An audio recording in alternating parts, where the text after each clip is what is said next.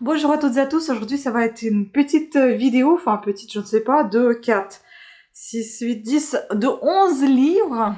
Ce n'est pas un book haul, mais ça n'est presque. J'ai rien acheté. Cette fois-ci c'est la voisine qui me les a donnés, donc c'était très gentil de sa part. Donc je vais vous présenter les bouquins qu'elle m'a laissés, que j'ai sélectionnés parce qu'elle en avait plein d'autres. Et je vais vous les présenter et bien évidemment je vais les lire. Allons-y. Toutes mes vidéos sont chapitrées comme toujours, donc si vous voulez pas entendre les résumés de quelconque livre, vous pouvez toujours avancer dans cette vidéo. Voilà. Alors on va commencer par les petits poches et ensuite on va aller vers les brochets. Donc j'ai pris ce livre-là de Candace Bushnell. C'est l'autrice qui avait écrit le livre sur Sex and the City. Donc haut de gamme, ça m'a donné envie. Bah déjà quand j'ai vu son nom, parce que ça fait tout de suite penser à Sex and the City, et puis bah la couverture elle est super sympa, très sexy. Donc ici nous sommes au livre de poche à 600 pages, il est quand même assez gros ce bouquin. Bienvenue dans le monde fascinant et frelaté de la Dolce Vita new-yorkaise. Fashion victime, jet-setter, golden boy et mania des médias. Mais là où l'argent et la morale n'ont pas d'odeur, n'a-t-on pas plus à perdre qu'à gagner? Janie Wilcox est prête à tout pour être au top. Mannequin vedette d'une marque de lingerie, elle masque sous une carapace de papier glacé une détresse morale qui n'a d'égal que son cynisme. Son but avéré, dénicher le Mr. Big, l'Ubermal le plus riche possible. Voilà. Bon, ça va être une lecture légère, hein, mais c'est dans le style de Sex and the City, au final, on va dire, comment elle s'appelle, Carrie Bradshaw, en fait. Ensuite, j'ai pris donc le livre aux éditions Terre de Poche, de Robert Griffon, Au bonheur du pain.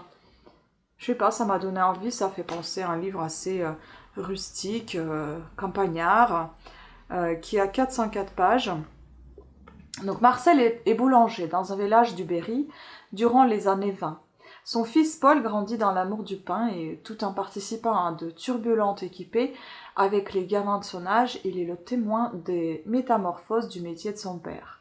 Au travers d'anecdotes souvent instructives, parfois paillardes et de portraits hauts en couleur, réapparaît un monde disparu sous les coups violents de l'histoire. Première Guerre mondiale, émeute de 1934, Front populaire, début du second conflit mondial, où le temps et l'amour avaient un autre sens. Paul relie ce monde d'antan à l'industrie tout en restant fidèle à l'esprit de la boulange. Et là, on a un petit extrait, parce que ce sont des éditions qui laissent toujours un petit extrait derrière, donc une évocation fraîche et croustillante d'un bonheur simple comme le bon pain.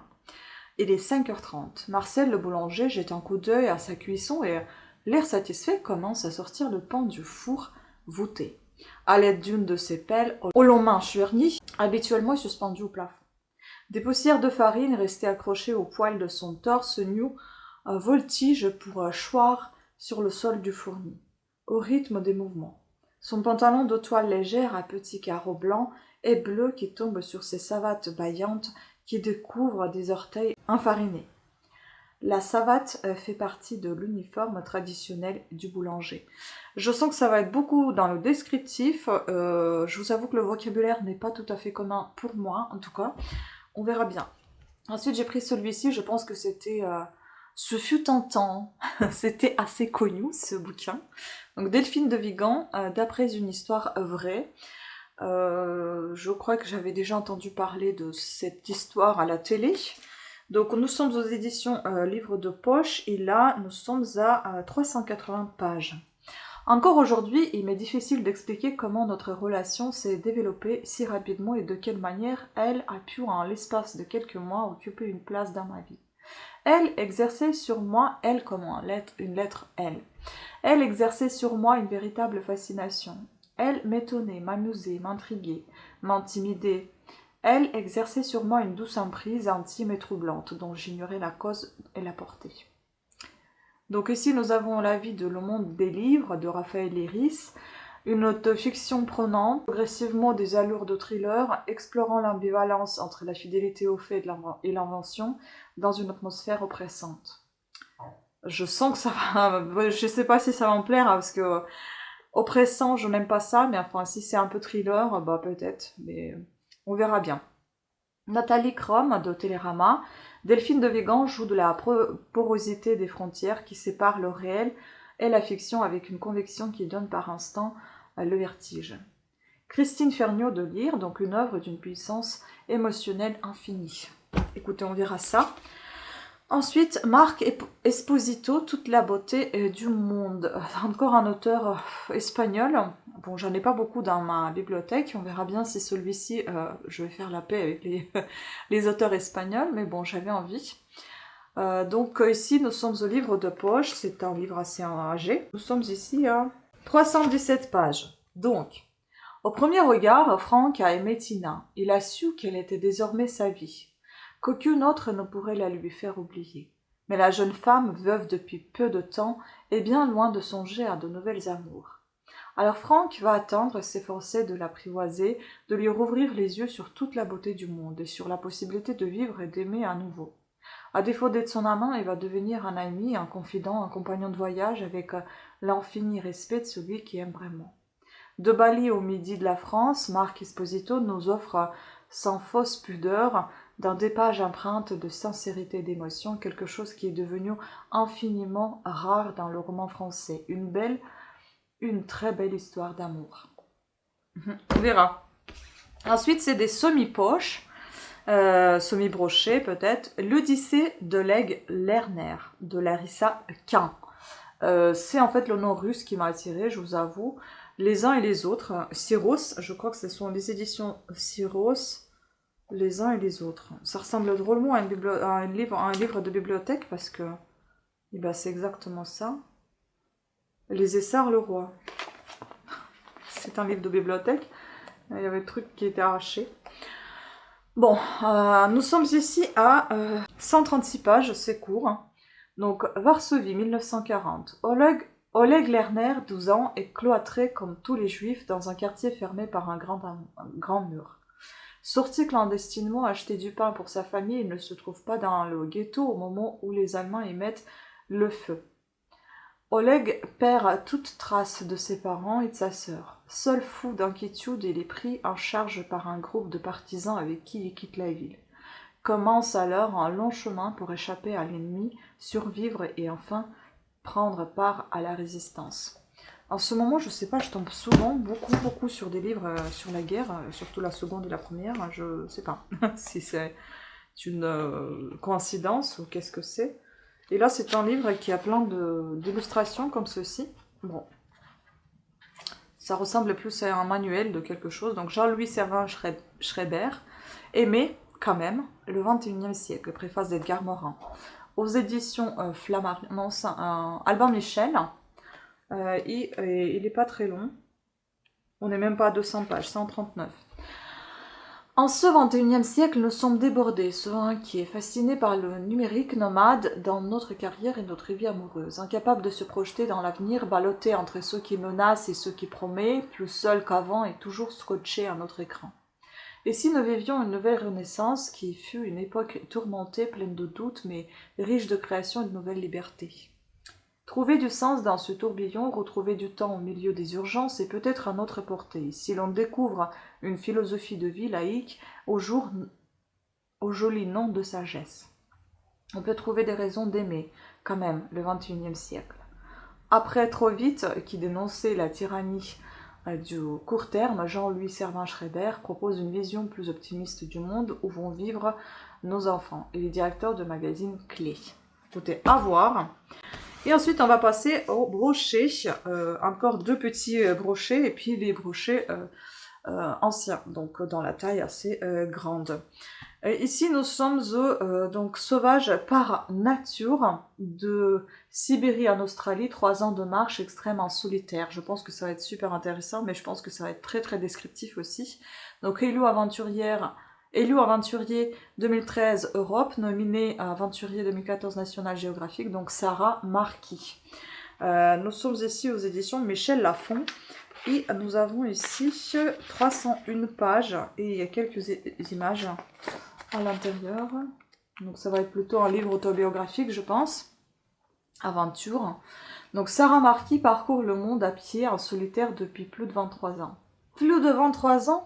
Après la traversée des États-Unis, 14 000 km dans l'outback australien et 7 000 km sur la voie des Andes, elle s'est lancée un défi titanesque avec cette expédition. Elle a remporté le prix européen de l'aventurier de l'année 2013 et a été nominée aventurier 2014 par National Geographic. Ne vous fiez pas aux apparences. Sarah Marquis est une vraie guerrière capable d'échapper aux attaques des cavaliers mongols et aux trafiquants de drogue dans la jungle laotienne. À l'approche du danger, elle se cache, glisse dans la nuit et se déguise en homme pour suivre. Les animaux sauvages et la nature sont sa famille. Elle s'endort comme un bébé aux côtés des serpents, des loups, des chevaux sauvages, des kangourous. Dépouillée de tout confort et de superflu, mais pourvue de l'essentiel, cette jeune femme s'est adaptée aux conditions les plus extrêmes pour mieux comprendre ce qui nous lie à la terre et au tout. Sarah Marquis nous livre le récit tantôt drôle, tantôt poignant de son odyssée de 1000 jours et 1000 nuits. La force de ses pas vous inspirera le respect. Sa philosophie de vie vous donnera le goût de l'aventure et vous amènera au-delà de ces terres inconnues. On y verra. Encore un livre un peu, on va dire, autobiographique. Voilà, comme ça sera un petit chapitre de livre autobiographique. Donc ici, nous avons Valérie Damido, Le cœur sur la main, le doigt sur la gâchette. Aux éditions de Michel Lafon, j'adore cette femme, je la trouve superbe. Alors, nous sommes à 231 pages, je ne sais pas du tout dense, ça, je pense que ça va se lire assez rapidement. Donc, j'ai grandi dans une banlieue grise, cernée par les tours. Du béton, du gris clair, du gris foncé, du gris sale, du gris triste sans âme, du gris à perte de vue. Je pense que c'est pour ça que j'aime tant la couleur. Le truc fascinant avec la banlieue, c'est que les cités ont toujours des noms qui n'ont rien à voir avec leur physique. Cité des fleurs, cité des ibis, cité des aviateurs, cité Victor Hugo. Il serait content, tiens Victor, de voir son nom sur un truc pareil. Valérie Damido s'est fait connaître du public en animant une très populaire émission de décoration. Connue pour son franc-parler et un sens de l'humour redoutable, elle lève le voile pour la première fois sur sa vie privée, revenant sur ses 400 coups avec ses copains en banlieue, mais aussi sur les blessures qu'elle a longtemps tenues cachées. Résolument positive, elle se livre sur ce qui l'a aidée à se construire, à devenir cette femme épanouie et populaire. Les rencontres amicales ou professionnelles qui lui ont permis de changer la donne alors qu'elle n'avait pas les meilleures cartes en main. Son bonheur d'être mère, sans oublier ses coups de gueule, ce qui la révolte, ou les dessous de la télé. Un récit à son image, sans langue de bois, entier, aussi mouvant que drôle. Je pense que je vais aimer.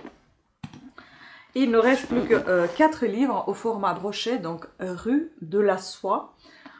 Sans parler, donc j'ai pris Régine Desforges, c'est un roman 1947-1949, juste après la guerre en fait. Ici nous sommes à peu près 410 pages et c'est le livre aux éditions Fayard. De retour d'Argentine, Léa Delmas, enceinte épouse à Montillac François Tavernier, le lendemain du mariage, à la demande de Vincent Auriol, président de la République, François part en émission en Indochine dans le but de renouer le dialogue avec le président vietnamien, Ho Chi Minh. Après la naissance de l'enfant, Léa, reconnue par d'anciens nazis argentins qui cherchent à l'abattre, gagne à son tour l'Indochine pour retrouver son mari. En dépit d'incidents douloureux et de contretemps, François parvient à rencontrer Ho Chi Minh, mais il est trop tard pour les paroles de paix.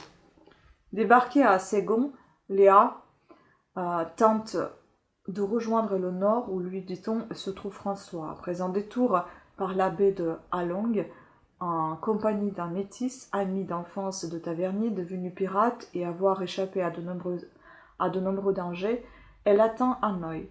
Elle est alors reçue dans la famille du jeune métis dont la sœur Lien est secrètement amoureuse de François. Désavoué par les Français, arrêté par le Viet Minh, Tavernier parvient à s'échapper. Apprenant son évasion, Léa va à sa rencontre. Donc après Noir Tango, la suite de la célèbre série romanesque inaugurée par la bicyclette bleue. Je crois que j'ai la bicyclette bleue. Et Noir Tango, j'ai pas. Bon, écoutez, à lire, hein, ça me tente. On verra bien. Ensuite, on est toujours dans la soie. J'ai même ici un marque-page, tiens, c'est sympa. Robert Galbraith, Le verre à soie, donc après l'appel du coucou. Ah, mais c'est En fait, c'est le pseudo de celle qui avait écrit Harry Potter. Comment s'appelle-t-elle déjà? Bon, vous voyez qui je veux dire, j'ai oublié son nom. Une nouvelle enquête de Cormoran Strike. Bon, l'appel de coucou, je vous avoue, c'était pas du tout mon truc. On verra bien si celui-ci va me plaire. Et puis encore, bon, le temps a passé, peut-être que ce sera autre chose. Donc nous sommes ici aux éditions Grasset. C'est un gros pavé qui fait pas loin de 600 pages. Donc un polar qui va à toute allure, bourré de suspense, Robert Galbraith s'impose comme la nouvelle grande voix du genre à la fois dure, satirique, émouvante et romantique. The Wall Street Journal. Et on a un autre avis, The New York Times. Donc ce duo de détectives en passe de devenir aussi célèbre que ceux de Dashiell Hammett ou de la trilogie Millennium. Ah bah écoutez, on verra bien si ça se compare déjà à celle-là. Donc, un écrivain a disparu. Le célèbre Owen Keane venait de mettre le point final à son dernier manuscrit. Un roman à clé sulfureux, dont Cormoran Strike, chargé de l'enquête, pressant qu'il a de quoi inquiéter bon nombre de personnalités en vue. Qui donc aurait intérêt à ce que Keane soit réduit au silence? Les suspects ne manquent pas. Lorsqu'ils retrouvent le cadavre de l'auteur, assassiné selon un rituel particulièrement atroce, Strike comprend qu'il a affaire au meurtrier le plus impitoyable qu'il lui ait été donné de traquer.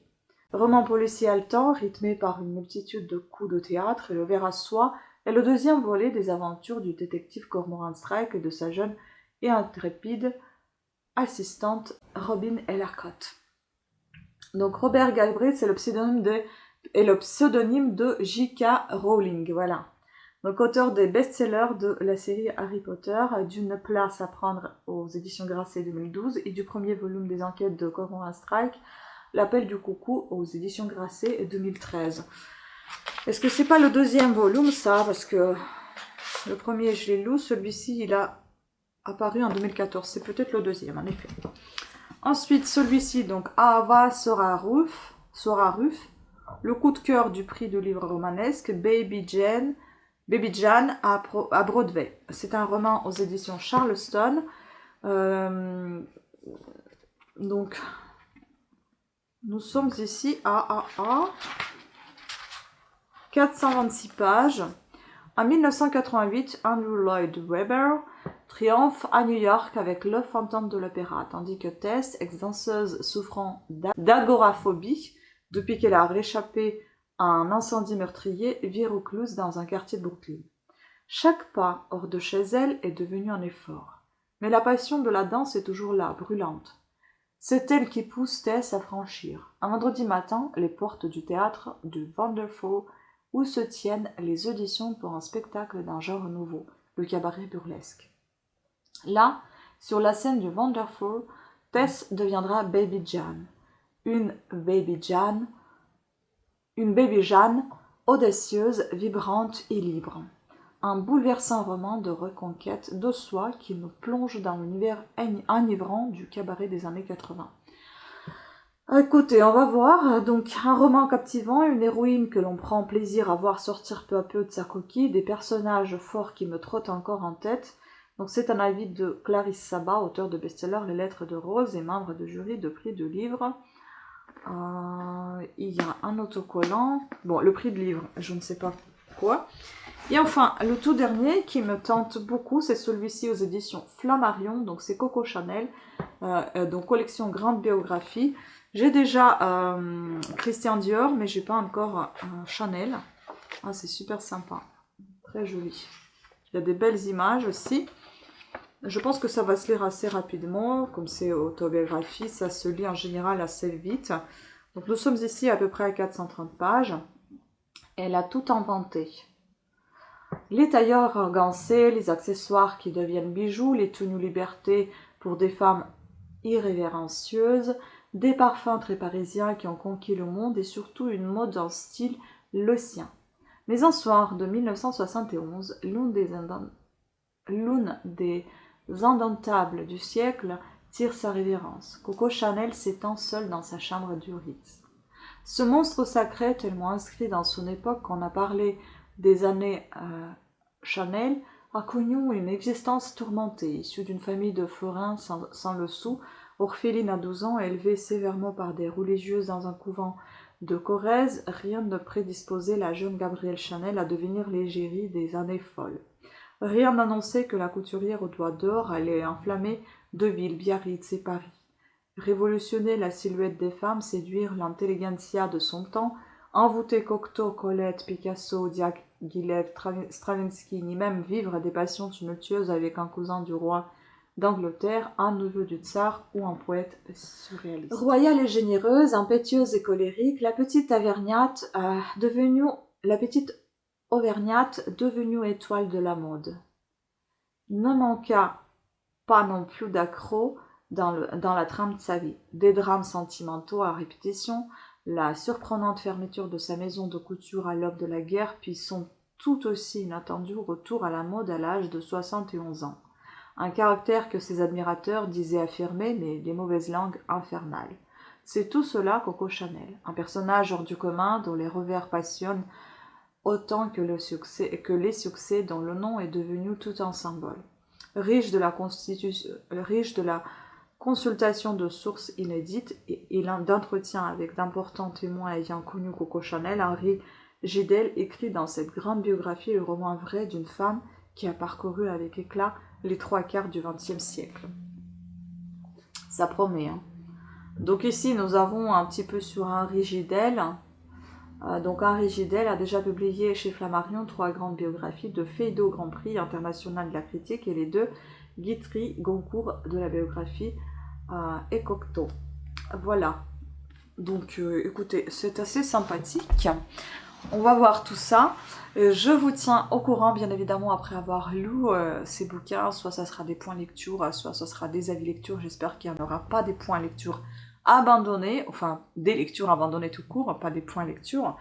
Et puis, bah écoutez, j'espère que ça va faire plaisir de lire des livres qui ne sont pas d'actualité aujourd'hui, mais qui étaient dans les années 2000, début 2000. Voilà, donc on va voir tout ça et puis ben je vous tiens au courant. Sur ce, je vous remercie beaucoup de votre attention. J'espère que vous avez apprécié cette vidéo. Pensez à vous abonner, à activer la petite cloche de notification, mettre un pouce et bien évidemment laisser les commentaires s'il y a des bouquins qui vous tentent et si vous voulez faire une lecture commune, pourquoi pas, on pourra le faire ensemble.